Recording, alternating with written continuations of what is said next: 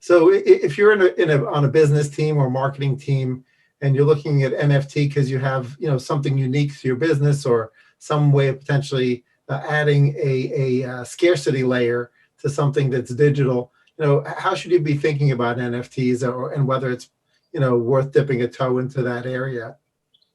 Well, I think the key aspect of NFTs is you can embed it with rules. So it's so yes, you can create something that is scarce and protect it by having it cryptographically secure, right? You have this protocol that verifies to everybody, this is it. This is the only one. So I can now reward you like a gold medalist, right? Gets a little token of gold from the Olympics. Well, now I can give you a digital gold medal to 5 people, and that's it. Nobody else. You are the 5 people who have that gold medal. That gives you certain access. If somebody else wants to buy it from you, that's fine. They get the same access. They get the same rights. They get the same privileges. But thank you very much for subscribing. Here's your gold medal, which you can take and do whatever you want with. And I can do that instantly at basically no cost. So now I'm creating something really valuable for you. It cost me hardly anything. It gives you a tremendous amount of value. And it's something that if other people find it valuable too, well, now there's a way that you can gain, if you want, from my efforts and my appreciation of you. But when you look at it even more broadly than that, because now you have an NFT, which is it's a token. And I know this is kind of abstract, but it's a thing that you can now split into tiny little bits and tiny little fractions. So you can start to distribute it across many different people. You can compartmentalize certain rules. Okay, this is a gold medal. It's programmed so that if you want, you can lend it out to somebody who can then have your access for a month.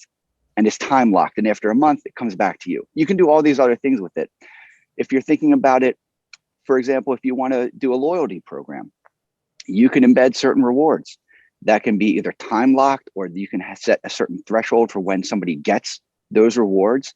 And once it's programmed and embedded in the token, that's it.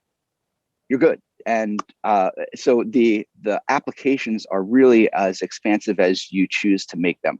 Mark Cuban did an interesting interview where he is excited about the idea of using it for subscriptions, where you can have an NFT that represents your subscription, and then people are just basically buying off the NFT. And because it's computer, it's digital, you can do this instantly, millions of times, so that you can do like streaming music, where the streaming music is embedded in a token. And once you finish playing that song, instantly, whoever's the next in line, they get that token. Which is great, 5 million of these things. So only 5 million people can listen at any one time. And we don't know if that model is going to work, but it's the idea of being able to manufacture scarcity. And now as an artist, as a creator, I have 5 million scarce copies, verifiably unique copies of my music, and everybody needs to bid to get that music, and I get a little bit each time. So now I've done this thing as a creator, or even as an inventor, right? Right now we have patents. A company buys a patent, right? Well, now I can embed that patent on the blockchain, and I don't need a company to buy my patent. I now have a global access to anybody who wants to bid for my patent.